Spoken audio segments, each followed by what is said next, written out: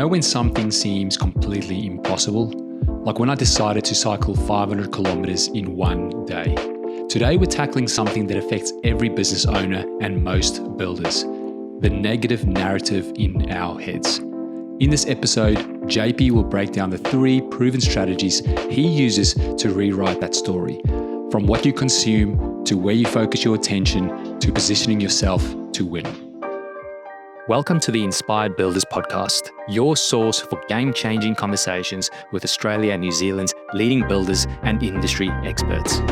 Each week, we deliver real stories and proven strategies from those who've been in your shoes.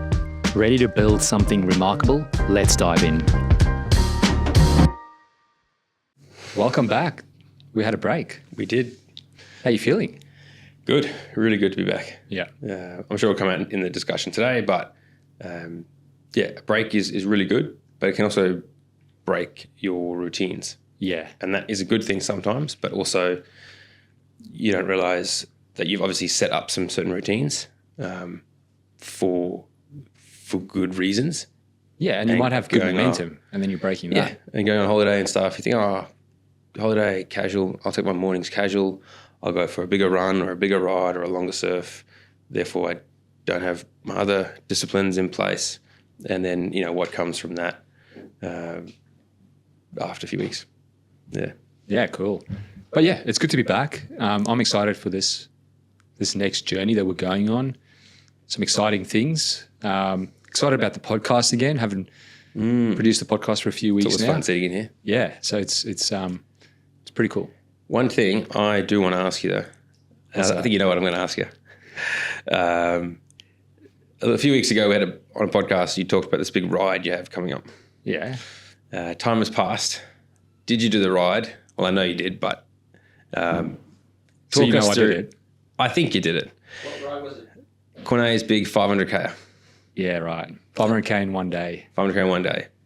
But there's a big story behind it. Yeah? What's the story? Can you remind me? I'm trying to cut it out of my head. No, I'm joking. Just like it wasn't in my my mind's going so many places right now.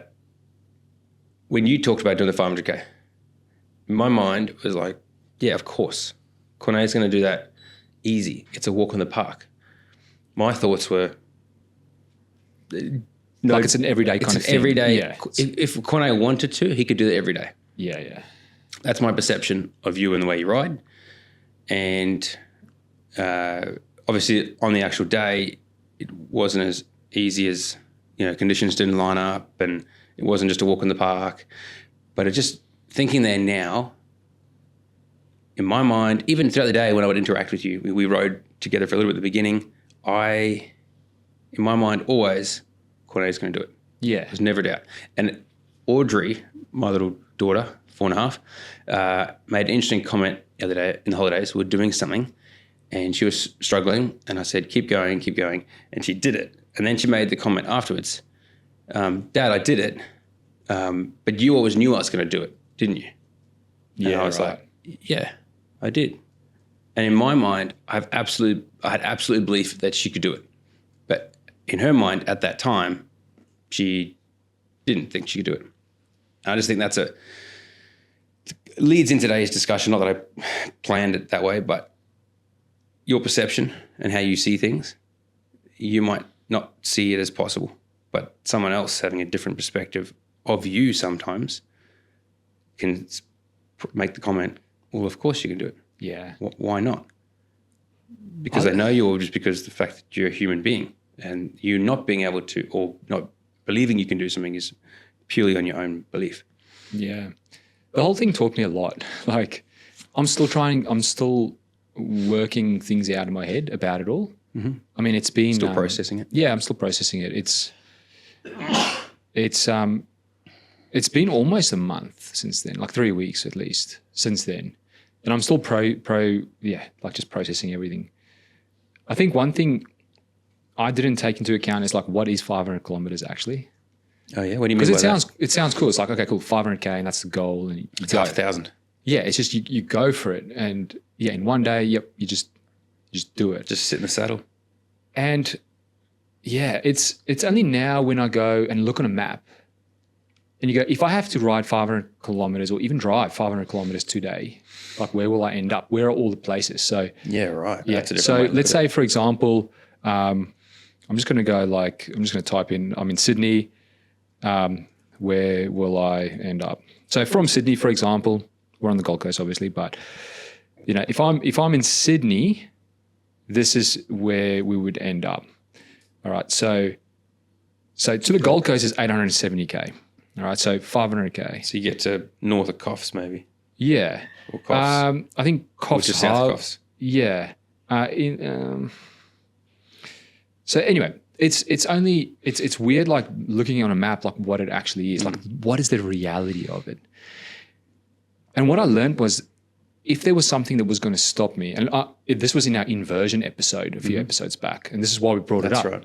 Because we brought it up, I was like, okay, what are all the things that will stop me? And one thing I didn't mention in that episode that would have stopped me is if I looked at reality, like what it actually means to ride 500K, like what that looks like on a map, because then it would have been impossible in my head, especially in one day. Yeah. Like 500K, yeah, you can do that over days. So if I go, okay, my goal is to ride from Gold Coast to Sydney, you might do that over 3 days or 4 days. And even that's going to be a challenge, like a huge challenge. Yeah. So I don't know. It taught me that like, it's hard because you're trying to relate it back to business and I still can't. I'm still trying to figure it out at the moment. I do want to share something that I did learn out of it that's really helping me and for this year as well. But yeah, the reality would have stopped me if I knew what I thought was, It's interesting to make that comment because that's something you often hear from when you listen to podcasts about how someone achieved X or how they, like that podcast you listen to, My First Million. So business owners that pass that threshold, and often they talk about and a lot of the builders listening to this would probably agree to it. If you knew what all it would have taken to get you to where you are today, back when you started, you probably wouldn't have done it. That's right. That's correct. And I think that, I think you've said perfectly what I'm trying to figure out. You just said it perfectly there. I agree 100%. So if I knew I've got to do all these things, and I know the few days before that, because I know you wanted to ride a few Ks with me, and you kept hammering me. It's like, what's the route? What's the route? And I'm like, I don't know yet, because I want to look at the wind and all that, and I want to keep it as flat as possible. Yeah, and then what happened on the day with the wind? But I think one thing we haven't said is I did accomplish it. You did accomplish it, yes. I rode the 500K in the one day. So I'm very happy about that. But I think one thing that, and we'll get to the episode in a second, but I think this relates a lot to what we're going to talk about. Because we're talking about the negative narrative in your mind. Yes. So I got to I started just after midnight on the 24th of December. Started riding. And then 375 kilometers in. So on my head unit, it says 375 kilometers. It's the most I've ever What time ridden. of day is this as well? This was like, I think it just started, it was just dark. Okay. So it would have been like 6:30 or 7. I don't know what time it's getting dark. And so I'm 370 kilometers in, the most I've ever ridden. Before that, it was 220 in one day. And then Andre was in Brisbane with his family, and there was a southerly wind. So I was battling the wind all day. And then I thought, okay, what if I ride to Brisbane and then finish my 500K there and then drive back with Andre? So I can go with the wind there, play the game you can win. Yeah. We're going to talk about that today. And so I called him and he's like, yeah, that's no worries. So I go on Google Maps and I type in navigate to Brisbane. I just wanted to see how far that is. And it was like in the 90s. I'm like, mate, I'm completely done right now. I'm lying on my back at home, like just having a quick break, eating something, all that. In my mind, I'm like, I still have, how much is that? Like 135K to go. I've been riding all day. I'm tired. I'm done. I'm done. Even if I ride to Brisbane right now, it won't even, I won't even get it done. Yeah. So it almost broke me at that moment there, because that's where reality came in. Defeated almost. Yeah. Yeah, right. And then my wife really helped me. So she used to run back in school, and she got taught that, like, just look at the next light post. Like, just run, just get to the next light post. And when you get there, then get the next light post. Don't think about the 130 kilometers. So she said to me, just get to 400. Just go ride another 35K right now. It's just you going out for a 35K ride. Just get it done. Which you do in your sleep. Yeah, that's like the minimum I would basically go ride. So I went out and I did that. I got back again after 35, had a coffee or something because I was falling asleep at that point in time. And then she was like, okay, cool. Now just go do 4 25K rides.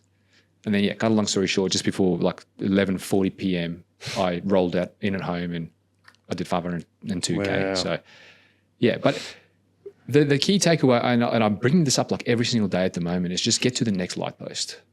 So every time you set a goal or whatever and you think it's completely impossible, just go, what's the next point I just have to get to?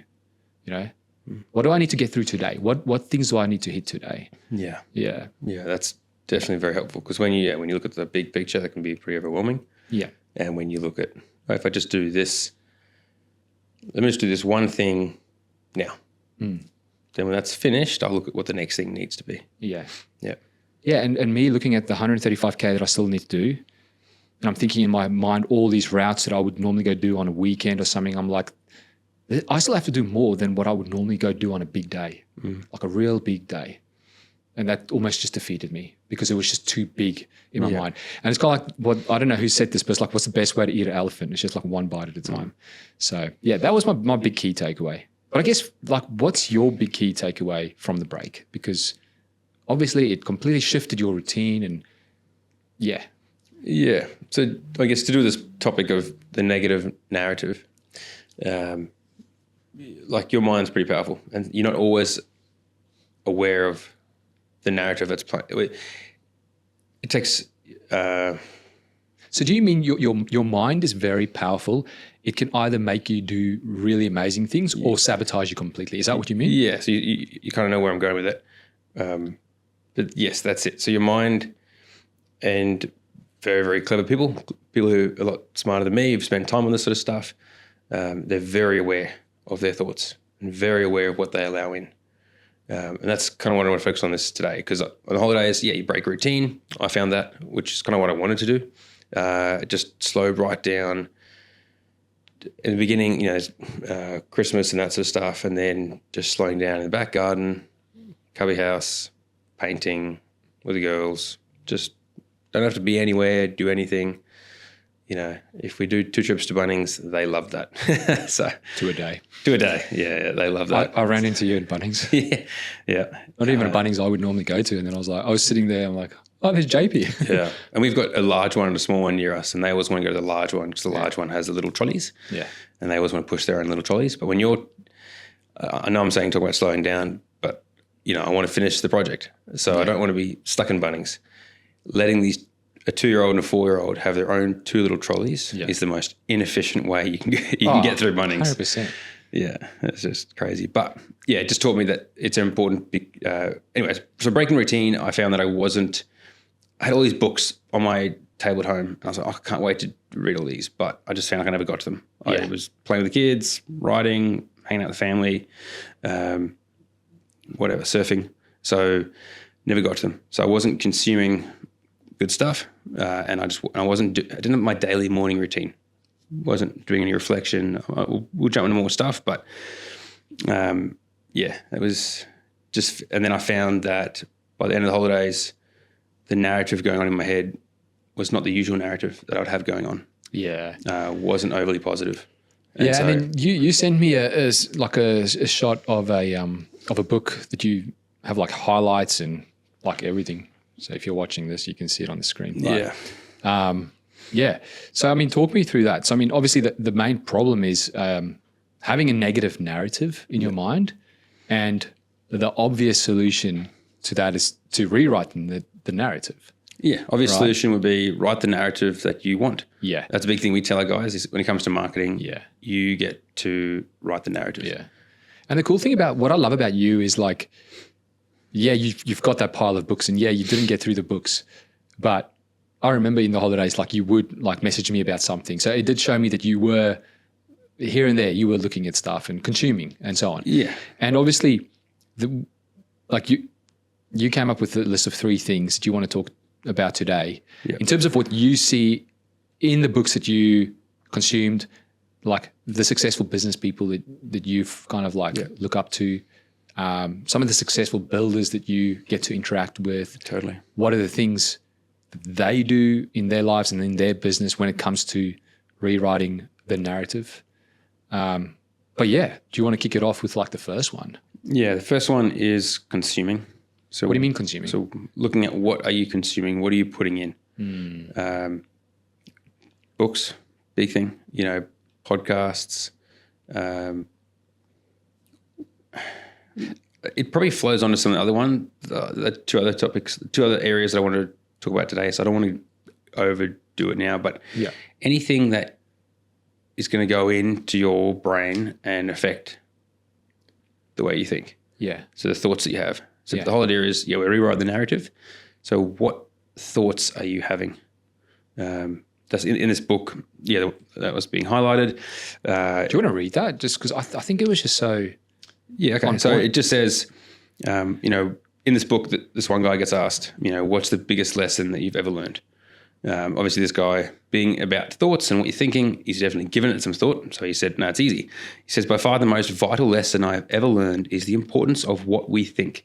If I knew what you think, I would know what you are. Our thoughts make us what we are. Our mental attitude is the X factor that determines our fate. Emerson said, a man is what he thinks about all day long. How could he possibly be anything else? And that is so, so true. So what are you thinking about every day? Yeah, and what I like about that is that there's this common saying, especially in the software world, like software engineering world, GOBO. So it's garbage in, garbage in, garbage out. Yeah. So if you look at like a system, we are a system in a way. Yeah, the input, whatever you put in, you're going to get garbage out. So if you're thinking in terms of your brain, and I'm just trying to make sense of what you've read there, the whatever you consume, whether it's books, social media, the people you hang around with, that's going to determine what your thoughts are, the output of your thoughts. Yes, and it's very important to grasp that. And I feel every time I come back to this topic, I grasp it even more, because you could say, well, of course, I have these thoughts. I control my thoughts. I think the way I think. Not entirely the case for many people. I'm not sure if you've heard NCP. Have you heard that acronym? No. I've started hearing a bit here and there. Non-controlled player. So a lot of these big thinkers that I listen to, successful people, they talk about most people in the world are NCP, non-controlled players. So if you've ever played a game, I've never been a gamer, but if you play these games and you, let's say it's just like a background player. Yeah, like you go in like an extra in a movie. Almost. Sort of. The example I heard it being explained with was when I go into I have an axe and I want to upgrade for a sword. I have to go into the blacksmith's shop. I walk in, I interact with the blacksmith. That blacksmith behind the counter, no one's controlling that player. He's been written into the algorithm. I see. And so he is just, hello, how are you? What would you like? Axe for sword. Let's make that exchange. Yeah. And a lot of people talking about NCPs, big thinkers, they say that most people are just NCPs. Most people just go about doing their day without really thinking, what am I consuming? Is consuming this information, environment, people, how is it affecting me? Really, really important. So that's cool. So I mean, what like in terms of consumption, like what you're consuming, what can you do with that? Like, how can you take charge of that so you're not that NCP? Yeah. What have you found that like really works? Controlling the big thing is controlling that which you're consuming. Sources like TV, just what we call open source TV, just free TV, and free radio. You're not controlling that. You can choose the channel, but what gets spat out, you're not in control of. But I guess that's the same with like Facebook feeds, Instagram feeds. Totally. You think that's my feed. I am being shown things that I've liked. The problem here though is if you because obviously the algorithm is trying to show you stuff that have engaged you somehow. And the way they can track now engagement is even if you just back scroll a little bit on something. I'm not sure if they can track our eyes or not. I know that's going to become a thing for sure. I don't know if they're doing that right now, where they can actually see where you're looking on the screen. But if they do have that information, and when they do, or even now when they see where you pause slightly and so on, then it's going to show you more of that. So if something negative comes up, I know this, I mean, it's not negative. The fire thing in Los Angeles, for example, like it's a very sad thing. Like, don't get me wrong. Really, I think it's bad. But this is a good example of that. Obviously, that's going to catch your attention because it's not normal. It's not your everyday consumption. Like if you're on social media, that comes up, you're like, man, I'm going to look.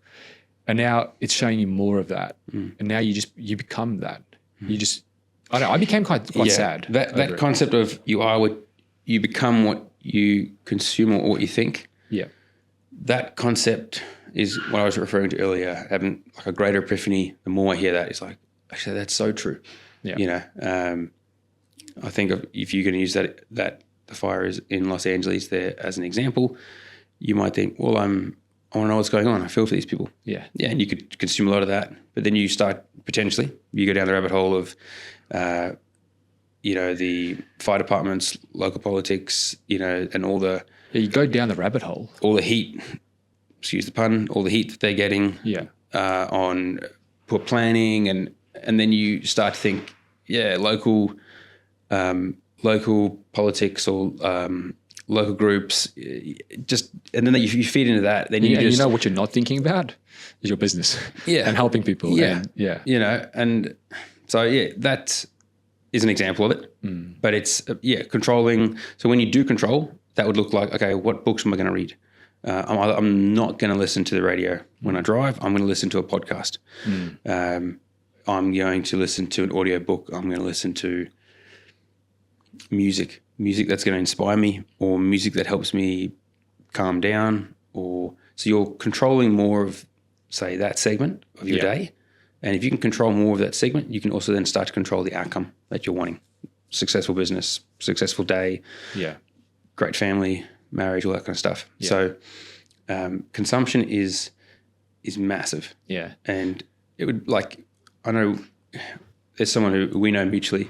We gave the challenge of to read a whole bunch of books in a certain period of time, and we saw a big change, shift in, because I don't know who you're talking about, because there's multiple people. Yeah, we have given that challenge to many people. Yeah. But because this person had such a small finite amount of time, they didn't have a lot of time other than to read in order to get all these books done in that amount of time. They couldn't just scroll. They couldn't just watch movies and stuff. They had to keep reading to get them all done. And so, but they mentioned that there was fuel there. One was the reward that they were going to get, but two was I'm seeing myself flick through pages and I'm learning stuff, and that fuels me to keep reading, keep going. And that idea of what your attention is what is the outcome that you sort of are going to be moving towards. Then when you go home at night, rather than sitting on the couch, man, I've already read like 2 chapters today. I got to keep reading. Yeah. That's the forefront of your mind. And then the reward that we were sort of wanting to see him get was the outcome. Yeah. Which was the lessons but yeah, that was that's real cool. So it's about, so just to kind of like go over, to rewrite the narrative in your mind, you've got to look at what you're consuming. I think one thing that we spoke about this yesterday, not in preparation for this podcast or anything, but I just remember this, talking to you about this yesterday, is about, so like when to consume. Yes. So not in terms of like what time of day or anything, but in terms of repetition, it's in case for like the routine, creating a routine out of it. So you mentioned this to me yesterday where you're like, this really helps you. It really helps you when you know I've got to do this every single day. That's when I do it. Mm-hmm. So there's some sort of trigger. So it could be like when you get up, when you make your coffee, boom, you read. Yeah. And what is that? Like I said, 5 minutes is 10 minutes. Yeah. And just basically make a habit out of that. So I got that from you yesterday. That was cool. And for some of our builders who go to work really early, they want to get to the office early, that's where the day starts. That might be great. Yeah. You just get to the office and then you have your coffee, or you get your coffee on the way, you sit down and then you consume very controlled information. Yeah. Yeah. Or even something as simple as like every time you get in the car, you Yeah. Listen Yeah, to like on my a YouTube, podcast. I've got watch later. Yes. So when I get in the car, I don't have to think, okay, now what do I want to watch? I just go watch later. Yeah. And so I've chosen stuff that I know is good. Or there's audiobook. That's super simple. Most of my stuff is, all my, obviously all the stuff there is I've chosen, but 1 in 10 books would be like a random book just to take a mental break maybe sometimes. Yeah. But again, chosen. It might be a autobiography of some explorer, which is also still super inspiring. I was doing so on the 500K ride. I was like, okay, what am I going to listen to? And you should ask me. I would have given you some. No, but this is the thing. I didn't want to ask you. Maybe I should have, because one thing I didn't want to do is I wanted to take a break from a lot of the personal development kind of stuff. Yeah, well, I could have recommended you some stuff. Now that I think about it, I should have. So I started listening to another 500. Yeah, so I started listening to this Michael Caine. He's the actor. He's Bruce Wayne, Batman's butler. So he reads but he's got this series on Audible, I think it is, Audible, called Heist. Okay. And it's real cool. So every episode is like this heist, this real world heist that happened. Really? And they actually have the people in there as well, because might have served their time and stuff. And they can now be honest about it. It was just fascinating. But I have listened to it before, because my wife and I listened to it together Do you regret this? 6 years ago. Yeah, we listened to it 6 years ago, and then I started listening to this on the bike. But cut a long story short, 9:30 p.m. I wanted to fall asleep, and I don't know if it was the Heist, the series or something, but man, I was getting tired and I wanted to fall asleep. So I went home and got a coffee, but then I'm I'm going to switch off Heist. I'm just going to listen to some crazy music to keep me awake. But consumption. All right. So number 1 is consumption. Yeah. Number 2. Funny little side topic there. But consumption's important. Okay. On the holidays we did Springbrook, and I PB'd it on the one day, and then we went back out the very next day. So for those that don't know, Springbrook is a hill near us. Yep. And there's a segment of on the Strava. Hill, and it's uphill. How far is it? 7.5K. 7.5K. Okay. So, and I'd done it last weeks ago, and then we got home, and you're like, oh, do you know that Richard, my brother, was only 1 second faster than you, his PB? And I was like, what? 1 second? I didn't even go my hardest. I could definitely beat him. Yeah. So the next time we went out, I went hard.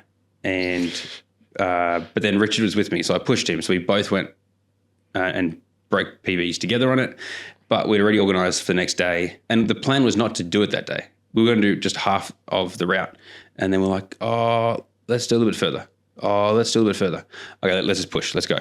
And we did it. And the very next day, we were going up Springbrook, and it was pre-planned. That's when I came with you. When you came. Yeah. And I was like, push me. All right. Well, yeah, it was, I gave it everything. Yeah. But consumption, fuel was important, and music. I found music really helped me. And you were trying to talk to me, and I was like, shut up. and getting a mentor, getting someone that's done it before. Yeah. But in all honesty, that's I guess in business and stuff as well. Yeah. And that's what I love about consumption, consuming books and stuff from people that have done things, and you can learn from them. You can learn from their problems.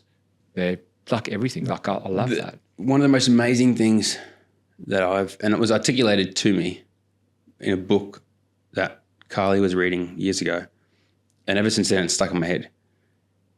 A book is so cheap. Man, $25. $25, maybe $30 for someone's life's work.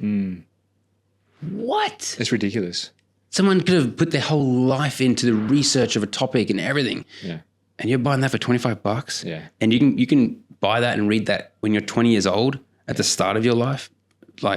What? Yeah. Just crazy. Yeah. Yeah. So consumption. Yeah. Should we go to number 2? Yeah, probably. What's number 2? Number 2 is, what are you focusing on? Okay, so what do you mean by that? Because this could mean a whole lot of different things. Yeah. And you can see how it flows on from consuming, because what I focus on is then going to be what I consume. Or is it what you consume that is what changes the lens, and that's what you then focus on? Which way is it? A horse and cart, chicken egg. Okay. Yeah. So they're both, so yin and yang, but that's a bad metaphor. They're both working well together. So what am I choosing to consume? yes, choosing what I consume is going to be easier once I'm clear on what I'm focusing on. And then once I start consuming and I get on this track of good repetition, consuming the right stuff consistently, that's going to help keep my focus on whatever that may be. So, what are you focusing on is important. I read a book. Yeah. I'm busy reading a book. Yeah.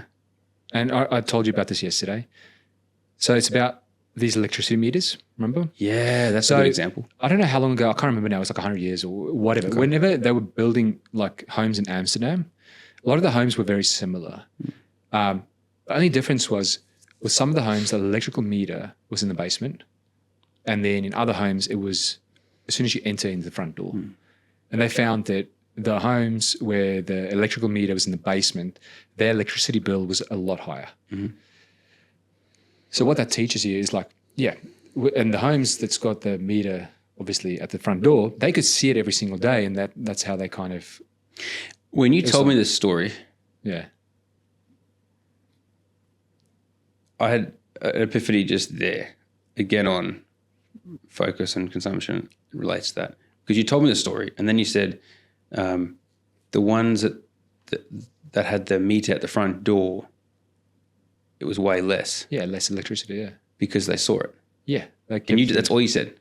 Yeah, and I was like, at first I didn't get it. Okay, and I was like, yeah, of course they're going to see it. They see it every time they walk in the door. Yeah, and then I was like, oh, yeah. So I mean, it could mean a lot of different things. You can apply it to a lot of different things in life, business, but I think the reason why I'm bringing it up right now is because of this segment, which is called "What Are You Focusing On?" Mm-hmm. You know, what you focus on is what you focus on. That's what you're going to, achieve. Like I know it sounds so. It sounds silly. It's almost too silly simple. Yeah. But there's so many distractions these days. Yeah. So many things distracting you and vying for your attention. I've heard some people call it we're in the attention age. Yeah. The economy these days runs on attention. Yeah. So, but how does this apply to like our audience, like builders, right? So again, like the topic for today is like rewriting the negative narrative. Yeah. Rewriting the narrative, right? Yeah. So you could have an epic year. You can achieve your 500K goal or whatever that is in your business, in life, all that. When it comes to this segment, what are you focusing on? Like, what does that actually mean for builders? When it comes to what are you focusing on, are you conscious of your goal or whatever your focal point is? Are you always conscious of it? Because the clearer you are on that and the more regularly you are reminding yourself of that, the easier the electrical meter, the easier every decision is to make, and it becomes subconscious. Yeah. So the meter is a really great example. I'm glad you raised that. Where when I walk in, so let's say I walk into a dark house, but there's enough light, say, in the front room. I turn that on. I see the meter, and I walk into the house. Consciously, subconsciously, it's there. I know it's there. This thing is counting. Essentially, this thing dictates my electrical bill. Yeah. So I then turn the light on, take my shoes off, see the meter, walk into my house. I would dare say over time, I'm probably going to switch that front foyer light off, then move into the next room, switch the light on. And that becomes my practice rather than I'm not even thinking about that. Then you're more likely, I would say, to walk into a house, leave the light on that you put on when you walked in. Then as you move through the house, you're turning lights on as you're moving. Yeah. And you're not necessarily turning off as you're leaving those past rooms or sections of the house. So you naturally you're not conscious of the fact that, hey, this light's burning, it's using energy. Yeah. But I'm reminded of that every time if the meter is at my front door. Yeah. I mean, what you're focusing on is a very broad topic. I think when it comes to the negative narrative and rewriting that narrative, when you told me about these 3 points, one thing you mentioned to me was what you're focusing on. Are you focusing on the positive one? Yes. Positive side. Are you focusing on the negative side? Like, you know what I mean? Yeah. So when it comes to our builders, because this is obviously, it's always relating, the goal is that it always relates to our builders. Actually had some really good feedback over this last week. One guy emailed us and just said, hey, this is incredibly relevant and resonates with the building industry. Okay. That was awesome. So thanks to Andrew for that. But what are you, on a project, no doubt challenges are going to come up. Are you and the team focusing on those challenges, and becoming negative Nancy's about the challenges and worries me on these challenges. Or is it like, how do you focus on the challenge? Is it like a negative challenge or a positive challenge? Is that what you're saying? Yeah. Am I focusing on my wins? Am I focusing on like how we mistakes? can control this challenge, how we can become better out of it? So you're going to have a challenge, and are you complaining, or are you choosing to say, no, you know, I will, this is an opportunity, I can overcome it. Let's work at overcoming this, because then we'll be a better version of ourselves once we've completed it. And then choosing to look at my past, look at my other wins. Hey, I can do this. Look at where I've won. And so you start writing this narrative of, I'm a winner. I can win. This new challenge, this new race, I can win that. I've won in the past, I can win again. Yeah. And sometimes the win, so let's say for a builder, a win would be completing a project or winning a new job. Yeah, totally. That's a fantastic win. But there are lots of other wins that you can celebrate to start fueling and giving your focus on, hey, I'm a winner. I win. And that, not that I'm big into the whole like woo energy of, I say, I'm going to say it into existence. Law of attraction, that sort of stuff. But it definitely is a thing where if I choose to focus on this every day and tell myself I'm a winner, I start acting like a winner. Yeah. And I start making decisions in line with how a winner. Another book I'm reading at the moment, he says there, choose who you want to be and start the type of person that you want to be, and start taking actions right now that person would take. Yeah. If you keep doing that, then eventually you're going to be that person you want to be. Yeah. So, yeah, it's interesting because when it comes to like mountain biking, for example, there's a saying like, if you look at the tree, you're going to hit the tree. Yep. So what you focus on, that's what you're going to focus on. And I've done that plenty of times, like mountain biking. I would like, because the aim is to look far into the distance. Your peripherals are like subconscious. Your peripheral vision is feeding your subconscious, and you're making like calculations along the way. That's why how you avoid rocks and stuff, and how you steer. But you're looking long term. You're looking far ahead, and you're not looking at the tree far ahead. You're looking at the gap. Yeah. Okay, where you've got to go, and that's the theory. That's what you want, and that's a good way of focusing. But the times I've stacked it in mountain biking, for example, or when I start, this is the weirdest feeling ever. You look too close to your wheel, not at your wheel. It could literally be like a meter, 2 meters. Yeah, meter. And then you look at the edge of the single track, because a single track might be 30 centimeters, which is super wide already. And then you just go off it slightly. And because you're now off that single track, you're not looking at where the track is. You're looking more towards where you shouldn't be going, and you go off even more, and then you stack it. And it's the weirdest feeling. Yeah, and you almost feel like you can't control it. Yeah. You're like, oh, there's this gravitational pull pulling off. I can't. Yeah. It's weird.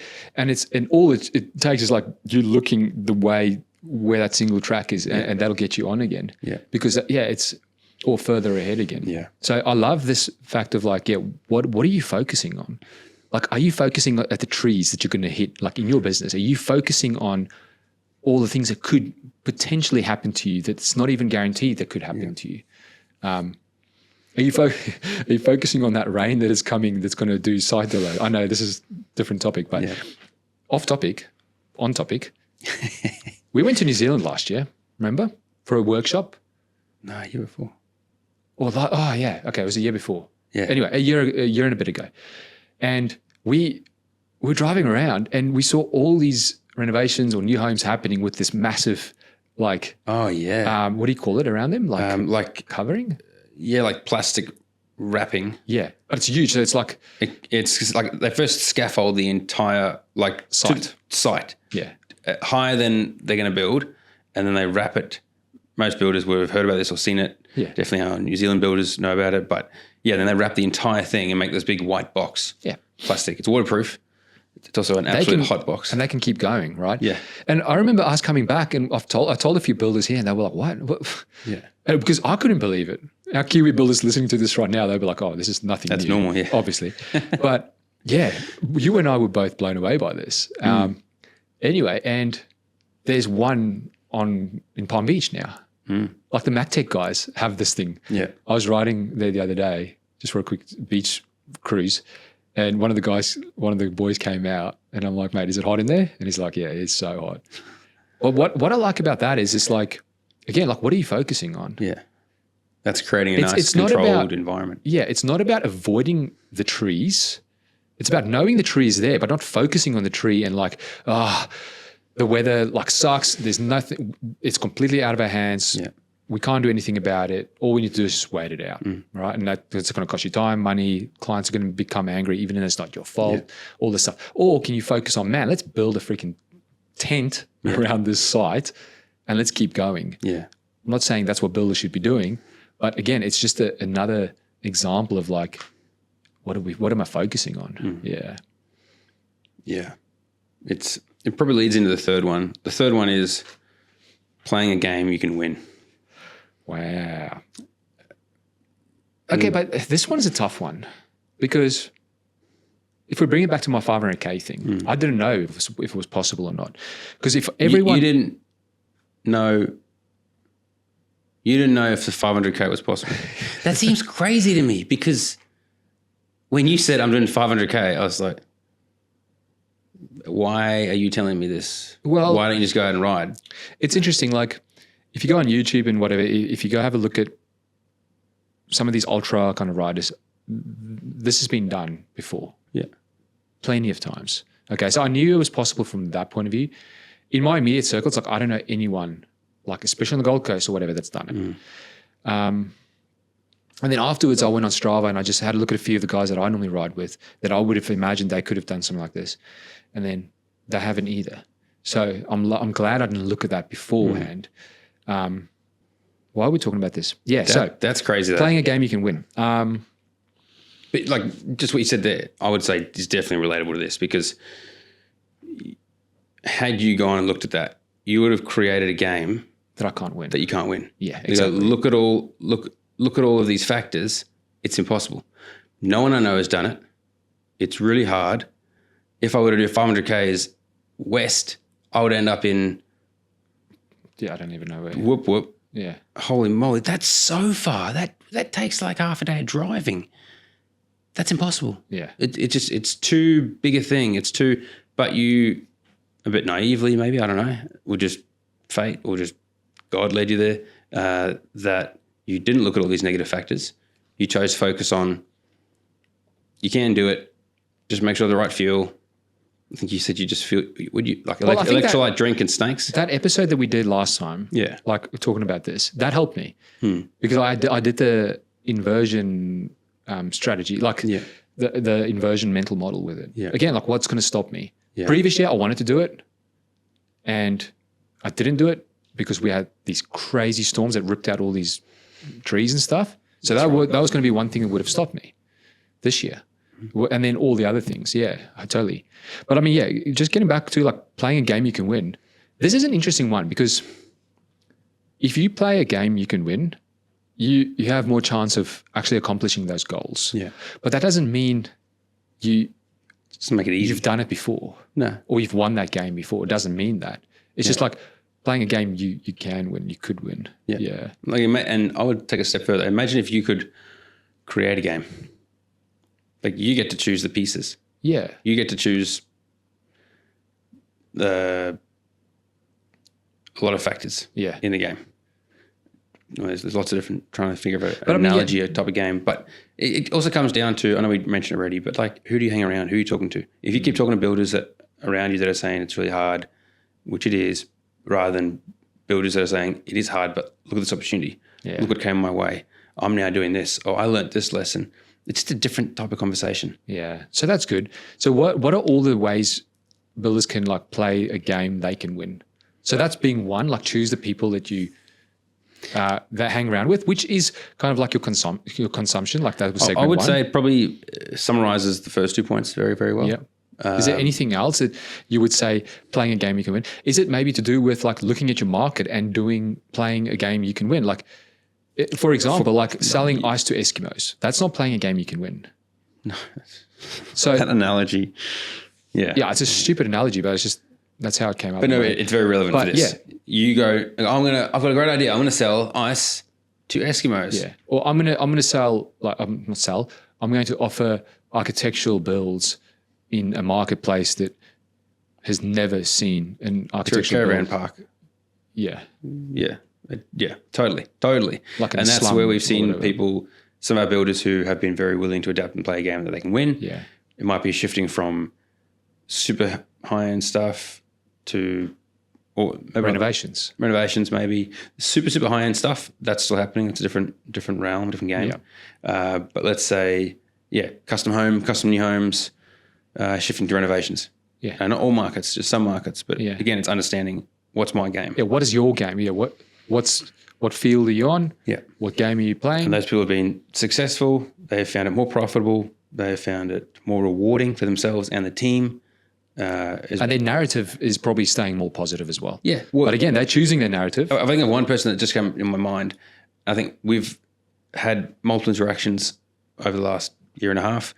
And if I'm thinking like a year ago conversation compared to the conversation I had with him 4 weeks ago, worlds apart. Really?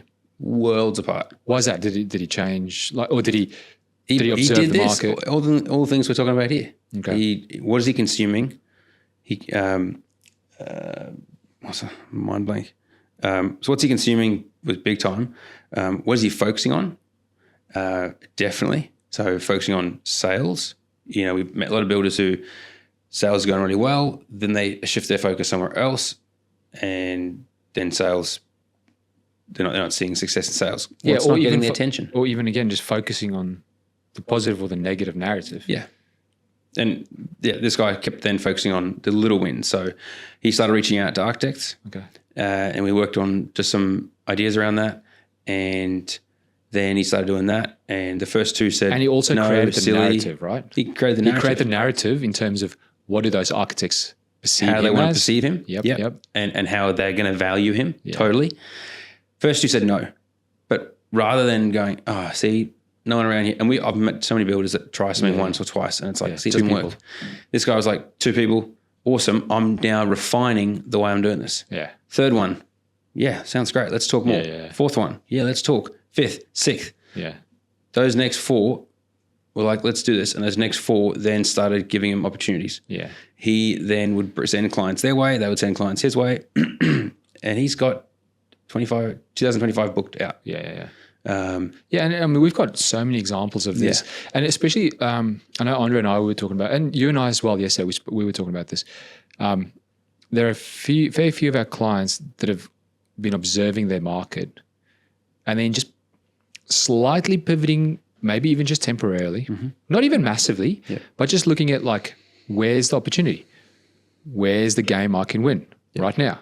Totally. Not putting myself in a game that I can't win. Right? So it might be particular niche items or things. So you might still be exactly in the renovation space, but because you're talking to people in your marketplace, not just clients or prospective clients, but real estate agents, mortgage brokers, engineers, that list of like town 20 planners. 20 of those people we came up with the other day who you can start to network with. Yeah.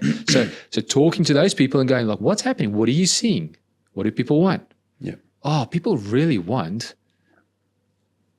they want to go upper story because they want to keep their garden, especially in this marketplace here in XYZ suburb. Yeah, where there's no new green space. Yeah. There's no... They want to have that little footprints are small. backyard space. They don't want to extend. They want to go up. Okay, well, let's put that in our marketing. Let's put that out there. Whenever we're talking to architects or anyone else, or even family or people at a barbecue, man, like, hey, look, we're helping a lot of clients go But up. then on that as well, in terms of playing the game you can win, I would say that then covers things like, are you saying I now do that as well as everything, and then you end up looking like a generalist, versus making the shift so then you are positioning yourself as a specialist. Yeah, I think that's like a topic, a podcast topic on itself, by itself, and case by case. Yeah. The other thing I would want to just add into this is daily gratitudes. Daily gratitudes are an incredibly powerful way to help you write the narrative you want. So you could have your mind could have a really bad day, really bad week, month, quarter, half year. But if you were to write down, you could have two exact same people. Yeah. I think I mentioned this on another podcast. Yeah, I think just teaching Audrey how to look for the positive. Yes. In that book of hers. But yeah, that idea of writing down gratitude. What am I grateful for today? What went well for me today? What Hugh, the guy from the Resilience Project, Hugh Van Kallenberg, I think his name is, he's got a great resource when it comes to that. Is how do you just helping you journal, asking the question, what went well for me today? Yeah. And that can be like if you're having a really bad day, but you had a good lunch, write that down. Man, it's like I love this one because it's like 3 words. Like if I'm having a tough day, or if the start of my day is a tough start. I know you and we share this quite a lot. I know you had this yesterday. You wake up and you feel angry with yourself because you might have gone to bed a little bit late and you didn't wake up when that alarm went off and you didn't go do that ride or whatever. And then you're just like, just angry for the day. Like in all these like different scenarios, like I open my journal, I've got it here, like this yellow cool journal made out of stone paper. It is so heavy for the size it is. And what I write down, I just go to the top of the page, I just put I know this might sound airy-fairy, but I'll put the date at the top and I start with these 3 words, I'm grateful for. And I just bullet point. And it could just be the most silly, grateful things. And man, that changes me straight away. That rewrites my narrative straight away. As opposed to just going on with my day or going on social media and trying to numb myself through that. That's me personally. Yeah. Normally I do my gratitudes at the end of the day. Okay. But I think that is a very good you should try the front. to do it. I think that's a very good idea because then that's the framework you're taking into your day, which then ties into what are you focusing on? Then, okay, I'm focusing on that I'm a winner. Yeah. I'm winning at these things. Look what went well for me. Yeah. Yes. Because you're going to write down the positive, your frame. You're not going to, I mean, you might say I'm grateful for this problem that just came up, but you'll probably write it down as like, I'm grateful for this problem that just came up because this is how I'm going to fix it or this is how the opportunity is. So generally speaking, whenever you bullet point anything underneath I'm grateful for, it's going to be positive and you're starting to like trick yourself. You're tricking your brain to start thinking like that. Yeah. It's just something that works for me. Like it might not work for everyone. There's definitely one client that if I talk to him about this, he'll go, oh, you know what I mean? You know who this is? Yeah, probably. Just the noise gave it away. Yeah. You know who you are. Yeah. But I think it could be useful. Yeah. I think he's wired his brain over time just to be in that state of mind. To be in that state of mind. Yeah. So he does that subconsciously. Yes. There's a win. That's a win. There's a win. That's a win. Yeah. Yeah. Insider information. So the 3 big things when it comes to writing the narrative, and that can be, I brought this topic because of the narrative that I found myself writing in my head after the break, but it could also be writing the narrative you want to play out this year as well. That's powerful. So what are you consuming? What are you focusing on? And then playing a game you can win. That's cool, man. I love that episode. See you guys in the next one. See you then.